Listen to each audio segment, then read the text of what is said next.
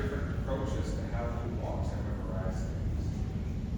Things that traumatic that happen to us, maybe even the movies, are part of the memory. So like memory is an interesting phenomenon, right? Because your ability to draw out the details of something. How did it sound when you were at that party? Right? What did it look like? What was the feeling? Right? All of that is part of a memory. And it helps us to improve our learning over time. Things can get in the way of memory. Right? We were distracted for some reason. And now we can't remember. We weren't stimulated enough for some reason. Now we don't want it. Or maybe something bad happened to us where we also don't want to recall things for certain reasons. But it's important. Okay, when memory is lost, a sense of something is lost. Right? Memory is needed by individuals and by whole society. So we have cultural memory, things that we remember as a culture. We have evolutionary memory in our DNA. So think about that. Things that you may be interested in now may be connected to things that your parents, your grandparents, great-grandparents may have been interested in as well too. So it may be a cultural or familial sort of memory, which kind of lends to say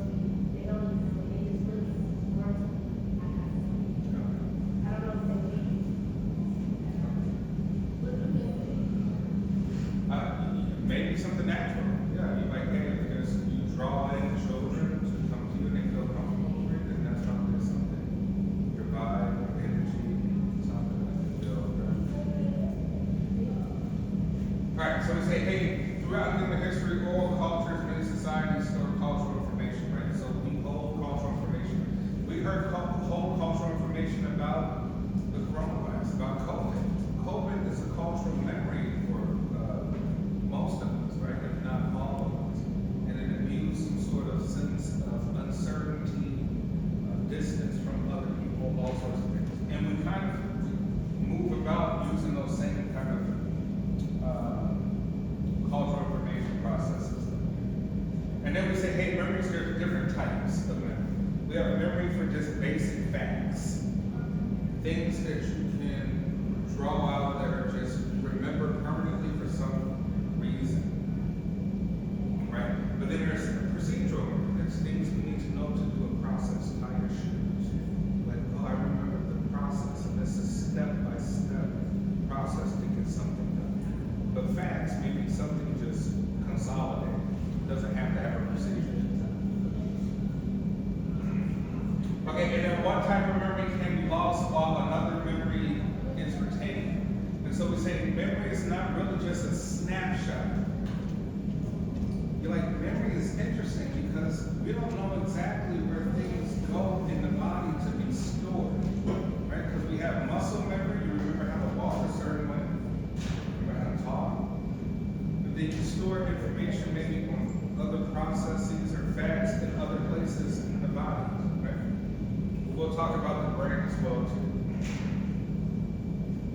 Things like piano. Who here plays an instrument? What do you play?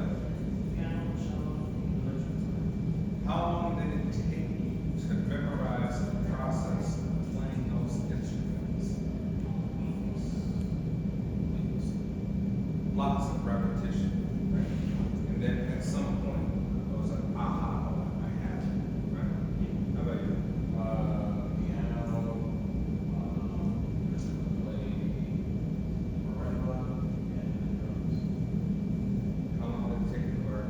Well, the piano, it took me like 2 or 3 months to memorize. Drums, it took me like a year. Yeah, drums were more difficult Yeah. than piano. They said marimba too. Yeah. How long did that take? The marimba took me like a month. Why drums was more difficult to memorize than piano? It was I think it was just the notes. Like, cause I don't really, because we I don't really, read music like that, but I think for that, I was just be practicing way, I was just new at playing, drums. I didn't realize I just practiced, drum practice with, colleagues from universities. Alright, so you like drums, the whole process of learning drums was completely new with piano. There's some other relative information you had before the process, right? Yeah. Okay, so we want to understand memory in the mind, right? Things on a personal level, things that influence your personality and your social sort of circles. Brain level, we'll talk about the neural systems. The mind level, how do you think, acquire, retain, and draw upon information. So we started with, you have sensory memory. We're constantly taking in information through our senses. And it's, but quickly, it can be decayed very fast because there's no attentional effort. Sensory memory is like, oh, it's hot, it's cold, we put a coat on, right? We take the coat off and then you forget about it. You move on to the next thing. Your attention doesn't stay there that long for the most part. But other things can go into short-term memory. Maybe it's very cool for a very long time. And you have to keep making adjustments, right? So there you have to, it will decay, you'll forget, but things may also get in the way that interfere with memorizing. Maybe it's having a conversation with someone. You're cold, someone starts talking to you, and now you quickly forgot that you're cold, right? You're having a conversation with someone, you stop the conversation, and you realize, oh, it's cold, right? So things can get in the way for us to have that decay. And then we said long-term memory is relatively permanent. Things you will know forever, right? You consolidated short-term memory information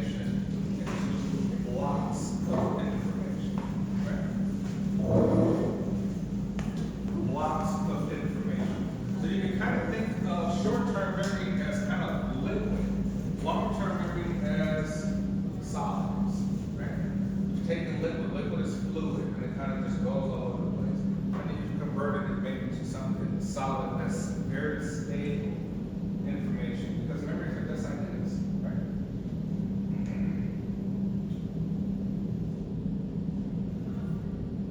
Alright, so sensory memory is the first stage of getting information into the mind. We said we have iconic, echoic, visual sort of memory systems, and auditory information systems. The old theory is that, hey, sound is more impactful to memorizing things than vision. Some challenge that though. Some challenge would say, hey, you know what? No, visual may be more powerful in the memory system. Or even things like touching might be even more powerful in the information system. We'll look at that. Echoic memory, the cocktail party effect. Right? You're in a room, you're picking up 360 degrees worth of information, even stuff behind your head, right? Nothing really interesting unless you hear something like a gunshot, right? And in a gunshot, you would pay attention, even though you were already stimulated by all this other information. Whereas iconic memory say, hey, you know what? It's a little bit different, right? Because we have visual imagery in our head, and we're trying to repeat that to memorize it. So who here, when you're learning, who here is a visual learner? That you learn by images or being shown words? You're visual in what way? Like, is it images or words? What's more impactful for you to retain? Images. Okay. Who here have a preference for hearing things in terms of learning? Like, who here is more auditory? Okay, like you can listen to a podcast and that can help you learn quicker than watching the silent film, right? Or watching a video on YouTube at mute.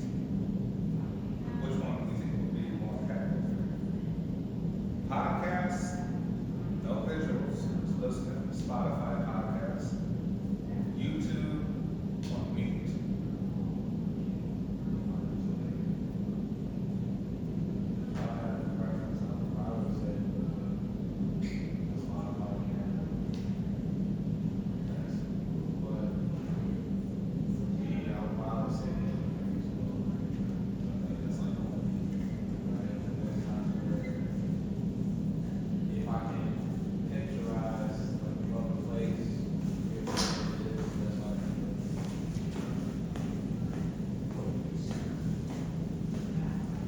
I would say, hey, we get short-term memory in, right? You're hearing words, you're processing, you hold it for a few seconds, you might have move on to the next thing, right?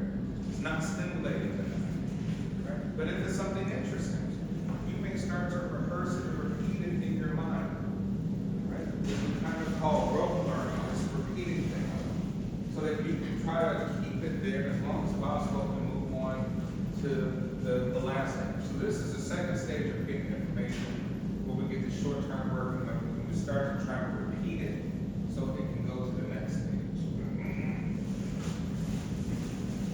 We say, hey, things are converted.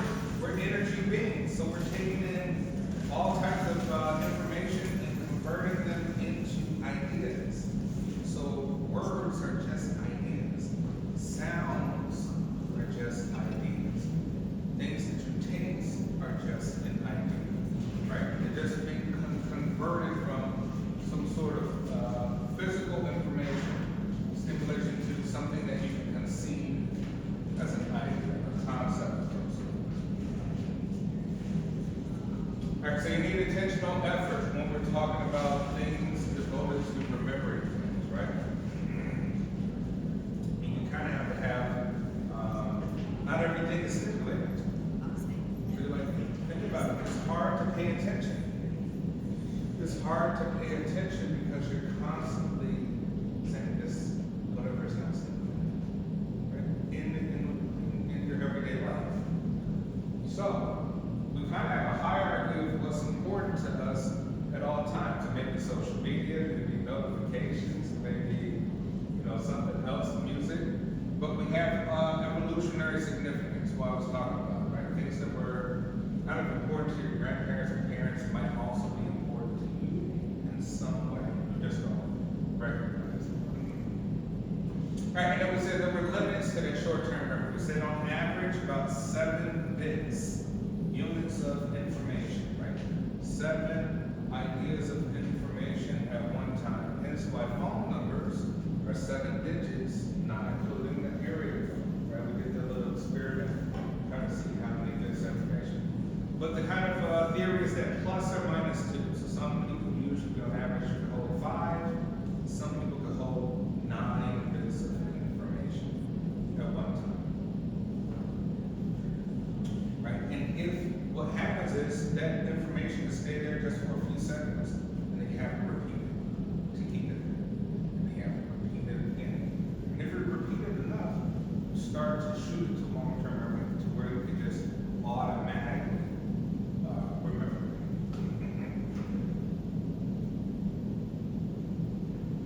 All right, things that can get in the way. We say, hey, decay, fading of information from short-term memory.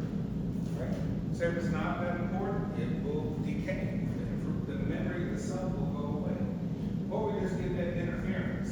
Interference can affect us in terms of how we recall the memory. So, short-term memory impairment that occurs when material learned earlier impairs memory for material learned later. That's to say that, hey, usually, like a movie, you can recall vividly what happened at the beginning, right?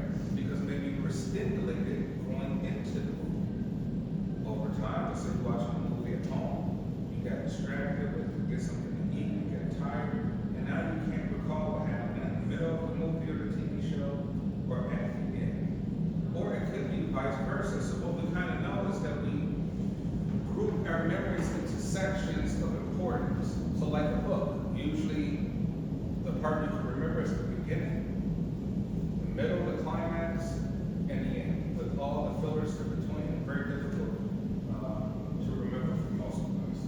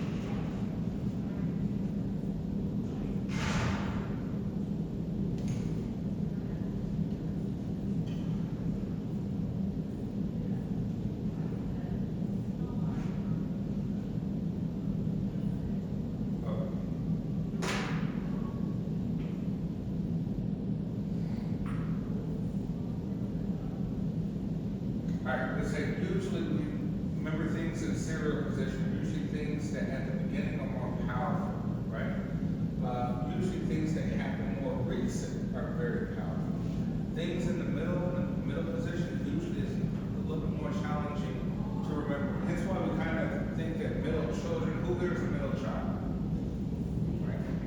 We always call the middle children kind of the invisible children, right? Because think about it, you're a parent, you're the first child, that's extremely exciting. That's the first time you ever get this experience. Your youngest child is always going to be your baby, right? Literally, baby girl, baby boy. But the middle children sometimes become invisible. They kind of be forgotten children in some way, right? Have the whole group for children, right? So we're like, hey, so we like things that are either at the beginning, the most recent, right? Baby boy, baby girl, middle position, right? Because usually the middle position is affected by how we memorize the most recent and maybe the first. Right? So oldest and last. Right, here's a chart for the serial position effect that we we're just talking about. So we're saying, hey, try to memorize 20 words, right? Depends on the position of the words. So here was in the beginning words, people could remember close to 70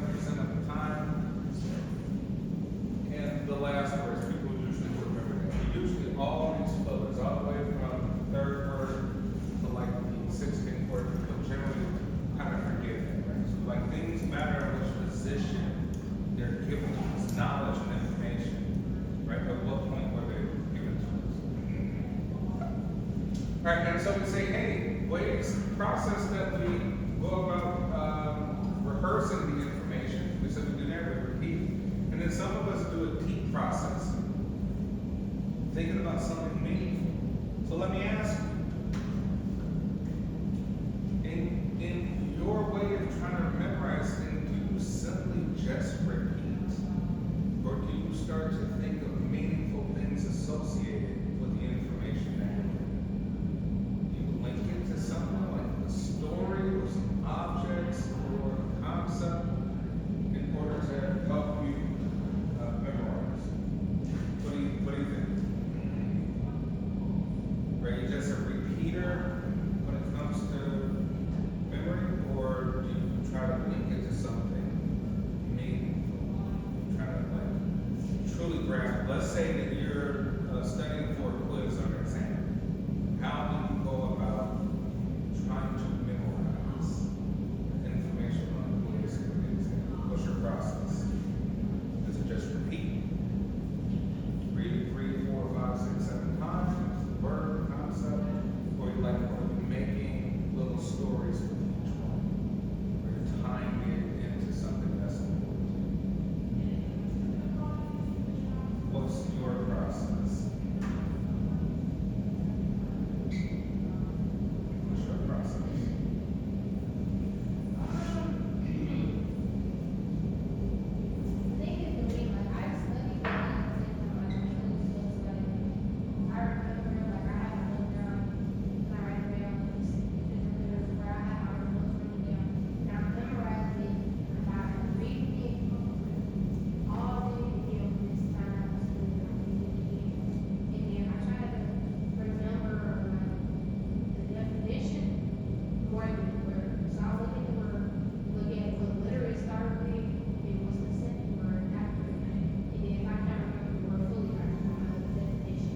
Gotcha.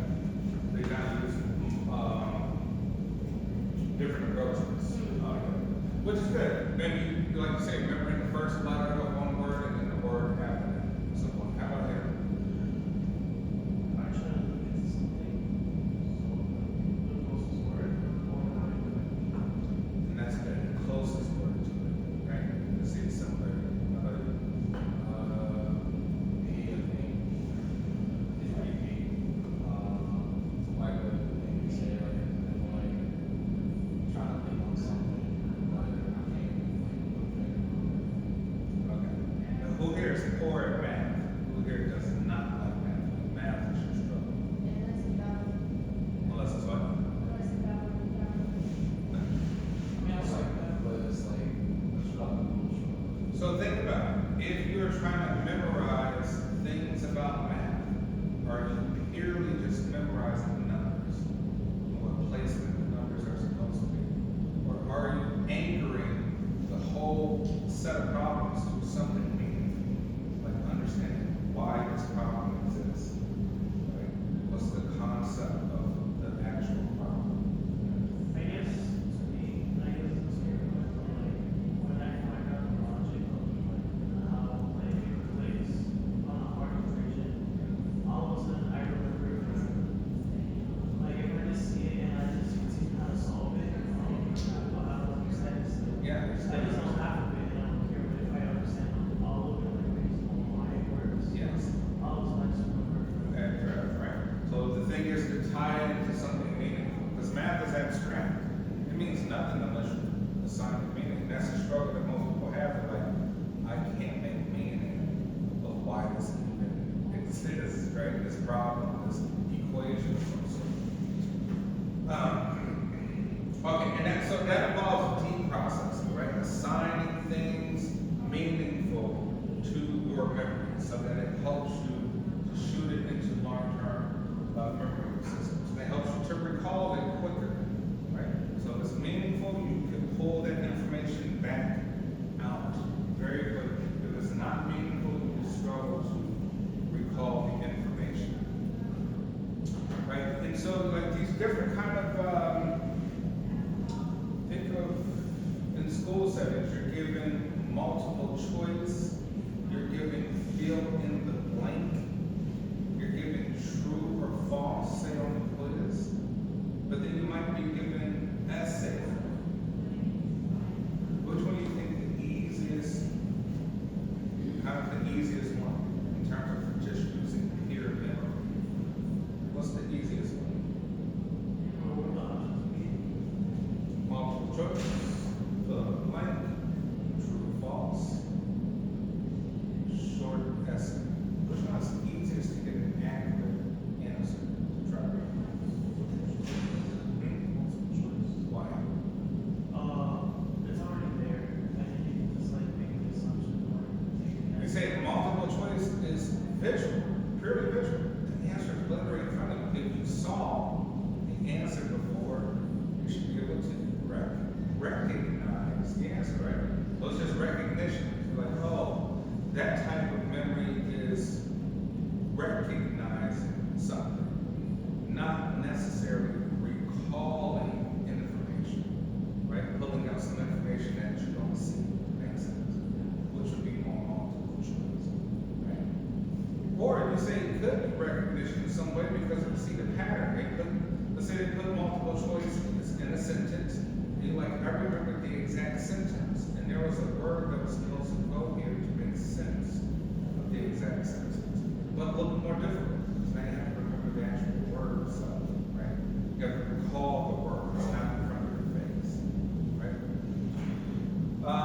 True and false, 50-50 split, you know, it's a coin toss, you know? And that actually kind of, I think,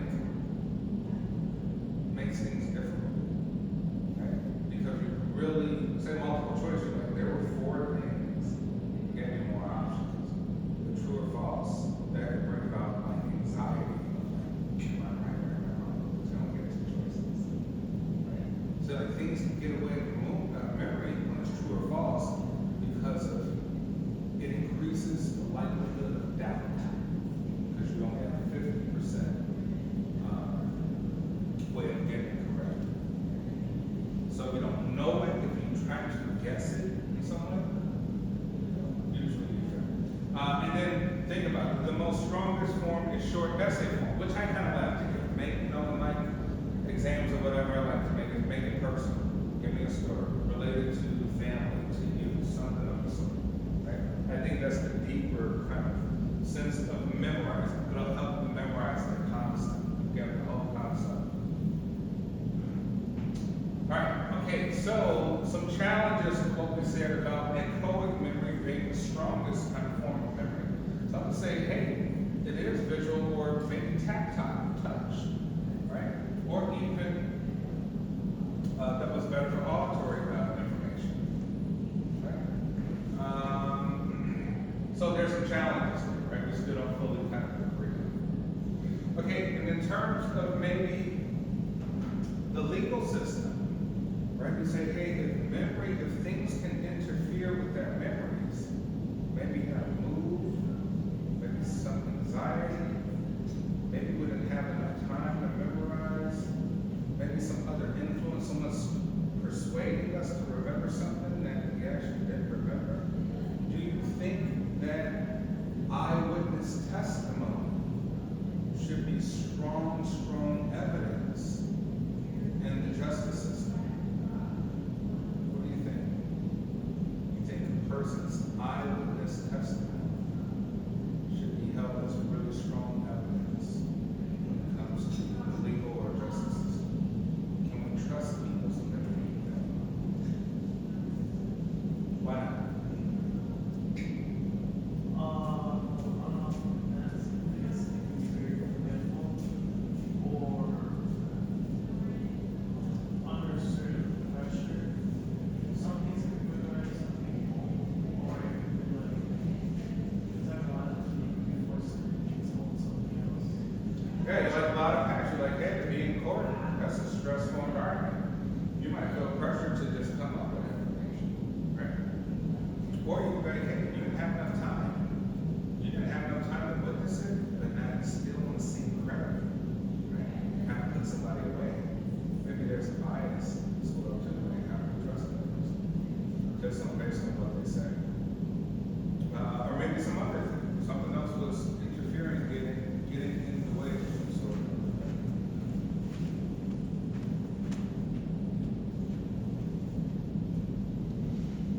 Okay, so we say, hey, you know what, memory is kind of like a mapping system in our mind. We're trying to map how to make things make sense. We're also trying to map geographically how to move about the world. How did you get to class today? How do you remember where class is? Because you've been there lots of times, that's right?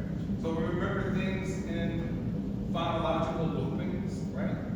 Of sound. We remember visual spatial sketch pads, right? Using visual images to kind of create these concepts in our mind. And we use just representations, right? Using our kind of prefrontal cortex and central executives to represent entire things. We don't have to group things into tiny information, right? We can kind of make larger information in a way that we remember.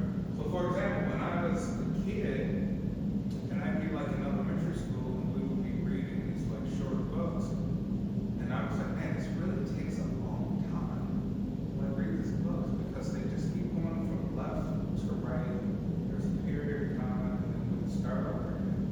I'm like, I wonder if there's a different system to read, to not just to read, but to understand lots of information in a shorter period of time. So I started to notice, I was like, man, there are patterns of words that you can group together that can make entire sentences make sense. And it doesn't have to be all the words, because most sentences are full of words. And, but, on, all those sorts of things, right? So like, if you can focus on the major words and times, you can quickly kind of get through lots of information quicker than others. And I started to apply that to not just sentences, I did that to paragraphs. I started to do that to entire pages. And I pushed page, in a few seconds I could read entire pages. So then I was like, done with chapters much quicker, right? Because I already kind of figured out, it's like, no matter if you read it slow, it's probably not going to help you memorize. You have to go back and read it the second time, right? If you read it slow as you want to, you're going to have to go back and repeat it. But if you just think a different way and say, man, there's patterns that are trying to convey a meaning. And if my thought is like just meaning, not words, right? Not words, not even letters. What is the meaning connected? Because it's just ideas. So each page is an idea, a takeaway, a key takeaway. So in some element, in some way, I'm like, oh, these are just bullet points. Each page that you read is a bullet point of 5 ideas. And I was like, that's the only important thing that matters is to communicate to people, to express. Nothing else matters. Doesn't matter the million other words in the book. Because half the time people can't even remember. Right? And you can't remember, you can't communicate. You can't communicate, you can't express it. So it's literally useless information. Right? So that's why it's kind of the ChatGPT effect. You're like, why do we need all this information we can't remember? Let's just have ChatGPT give us what we just need in a paragraph, in a short summary. So we kind of live now in a summary environment. Don't need to know it. Just need to know the meat of the substance of those things, because the human mind can't even really memorize all that information. Okay, we said long-term memory is permanent, usually, right? Things can hack that from. Grandma might have Alzheimer's. That hacks memory. Like, well, what's going on that hacks her memory? Where the information's there. Grandma has the information somewhere there. But cardiovascular disease, age, as we age, our brains actually get smaller and shrink. Those neurons start to get pruned. They don't shoot information as fast as they used to. When you saw those neurons, the highway system, it's not as tight as it used to be. Right? It's kind of loose. So the information is slow. But when you're young, it shoots fast. Right? But so like there are biological, physiological things that can get in the way of memorizing. So grandma may be slow to memorize. Or there could be things, gaps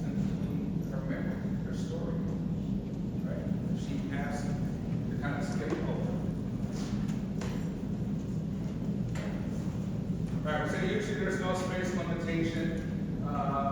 We have semantic memory, episodic, and procedural that we talk about, right? Facts, experiences, and processes, right? In those memory systems.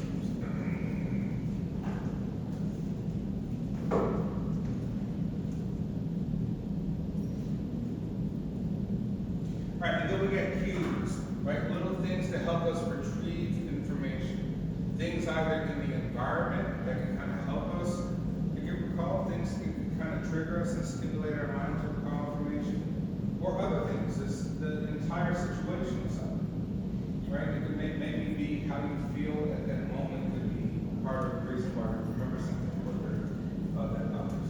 Because memory is tied to your mood.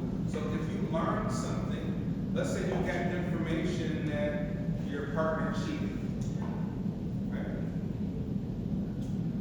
Let's say you receive, because information is information, you receive, and now you're angry. And moving forward, every time you are asked to retrieve that memory, say you have a conversation with someone, someone brings up that situation. Once again, if you recall the information, the emotion follows with that memory. So you will be angry even with your memory. Your memory has anger attached to it. Now, if you experience memories or experience things that become memories and you're happy, usually, if it was a very happy situation, you recall the memory also, right? The same emotion will follow. Let's say it's like a road trip that you took with someone, some sort of dinner or something where you felt great. Usually the emotion or the mood follows that, right? Those are some of the retrieval cues. All right, so maybe when in either a happy or sad mood, people are asked to try to recall and when they recall, they also kind of match the mood, right? So there are many studies on this to show that people recall the same memory and the same mood that they receive the memory. So let's do a quick little experiment to see what is your strategy for memorizing certain things. Let's see who get better strategies for memorizing. So what I'm going to do is I'm going to show you 3 columns of words, right? 3 columns of words. I'm going to give you about 20 seconds to memorize as many words as possible. Right? After that, I'm going to tell you some words, and you tell me what's that word in those group of words, those columns. Let's see who can get most of them right.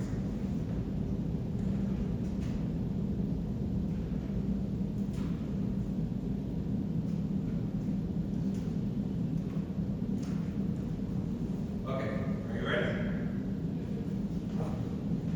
I'm going to give you 20 seconds to memorize as many words as possible. All right? Ready, set, go.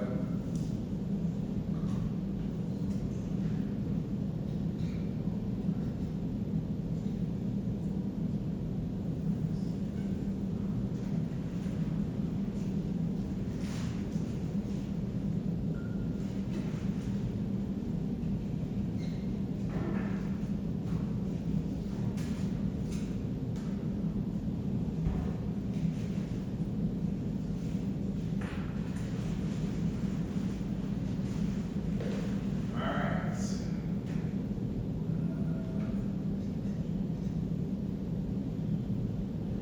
Okay.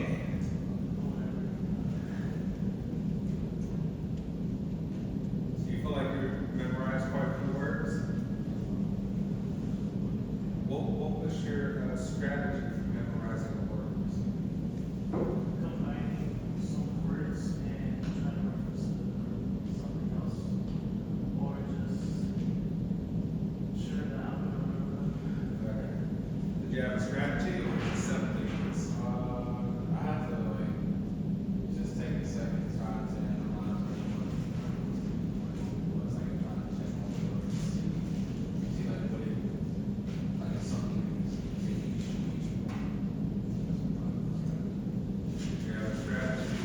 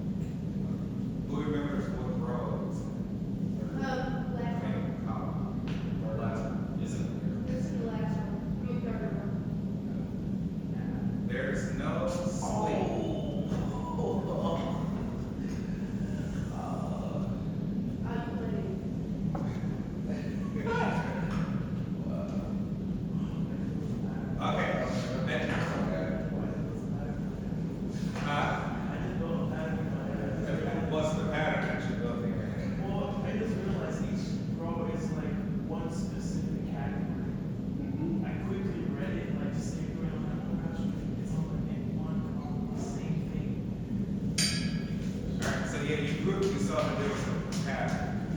I just skipped it in one. Okay, last one is the word mountain. Yes.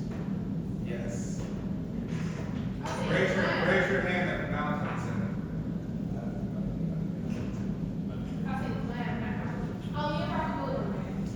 Mountain. Mountain. Alright, we got a couple of mountains. Word mountain is not.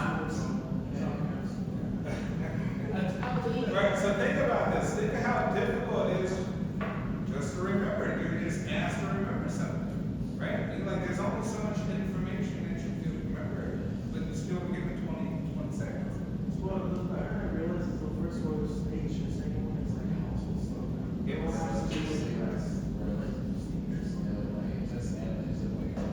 Basically, just reminiscent of what's being called for each one.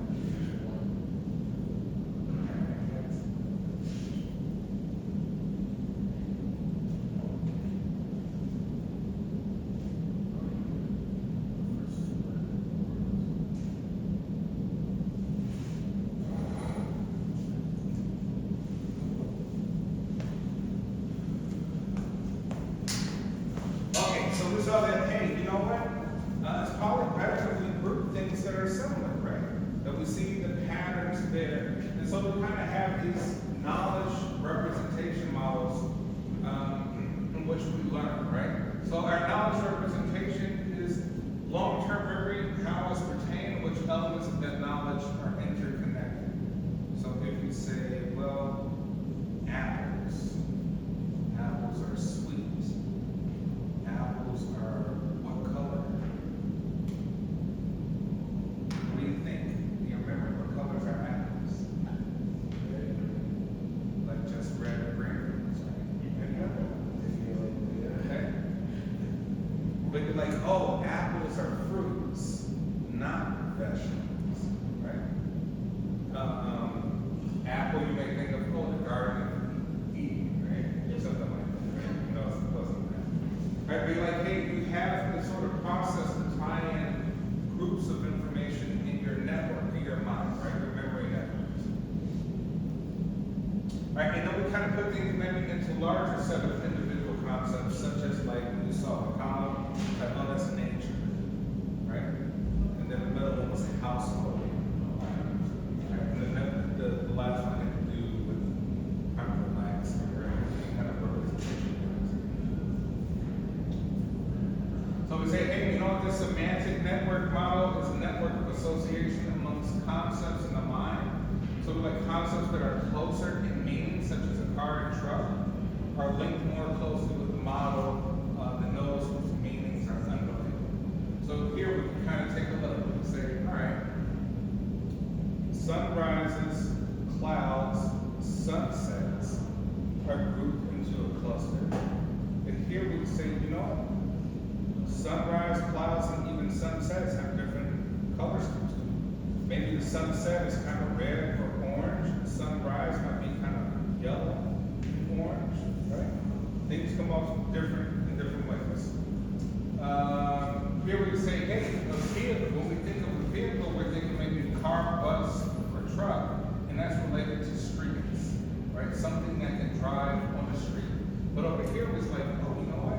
Ambulance is separate. It's still in the network, but it's a little further off, and it's more related to being looking like a bus than the way car or truck, right? But it's just a little bit further off. So these things we will remember quicker. These things we will remember less quicker. Right, and then apples, pears, cherries are related here to the different colors as well. So this kind of shows the network in which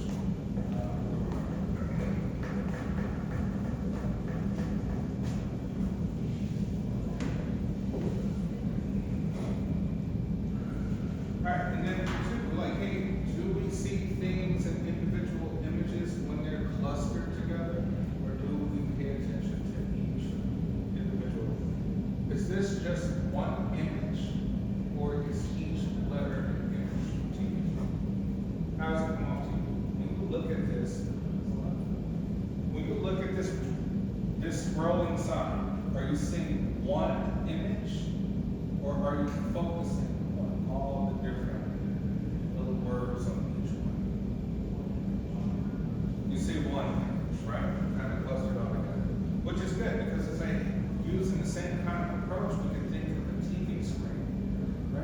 LED TV screen has pixels. Each pixel can be red, green, and blue, or some variation of the sort, but you don't see that, right? You see one image when it's lit up on the TV screen, right? So that kind of shows you, like, depending on how we set things up, you can get people to see an individual image instead of small, tiny details. Kind of an optical illusion.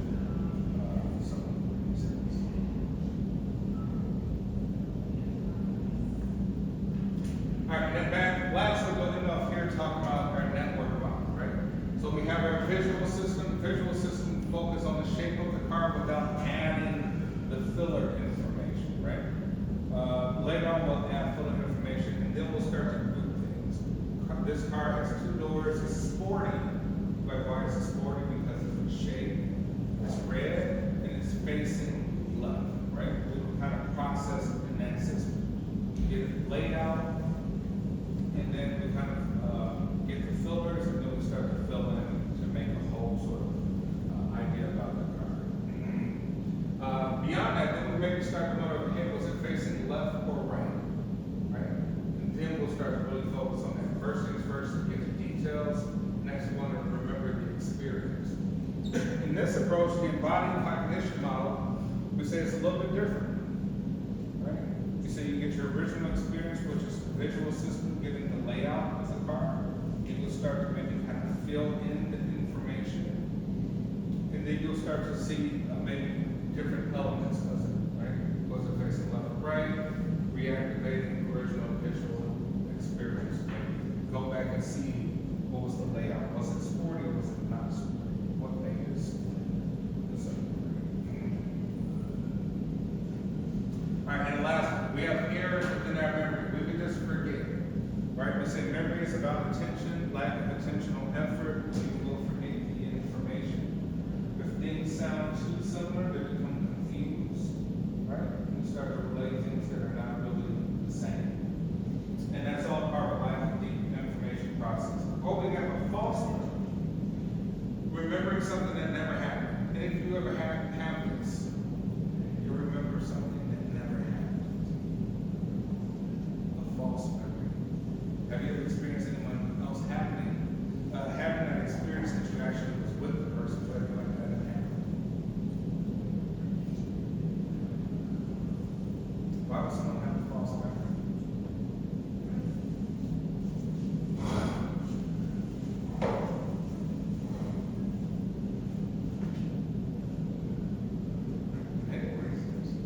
But guess what? If it was a traumatic memory, your mind doesn't want to remember. Your mind wants to do away with the memory. So, in order to force yourself not to be depressed and sad about the memory, you might start to think of new things about the memory, just to make the memory actually more nice, more pleasant to some degree. Right? Remember we said, hey, memory is attached to mood. So if you were sad or depressed when you received the information, right, and now you have this memory, that might impact you recalling the memory because you don't want to experience that mood again. So you might introduce some happy things that actually happened that never happened, right, just to kind of satisfy your experience. And then we say, well, eyewitness testimony, all that can play a role to distorting the event. Especially if you hear additional information. So if there was, well, eyewitness testimony, if, let's say, the prosecutor or defense is introducing new information about a case, and now this person is receiving new information, who was there, who had this short kind of eyewitness, they might introduce that new information into their old information and construct a whole different type of story. And then flashbulb memory error, right? Vivid memory of unexpected, highly emotional, and significant events perceived as more accurate than everyday memory. So sometimes that can be an error as well, too, right? When you have some sort of burst of an energy and you're starting to maybe remember something, your perception is negative, right? Not making it as accurate as the actual facts.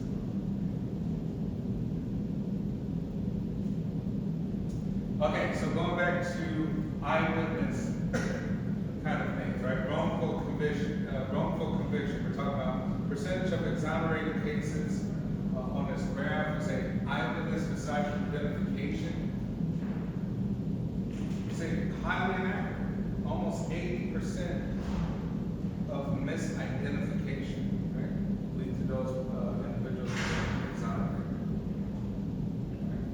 So eyewitness testimony is not very, very reliable when it comes to the justice system. All right, that is it for today on memory. We will talk about, I think, cognition and thinking next week. When is our spring break? Week after next. Okay. All right. And don't forget, we're gonna have our presentations coming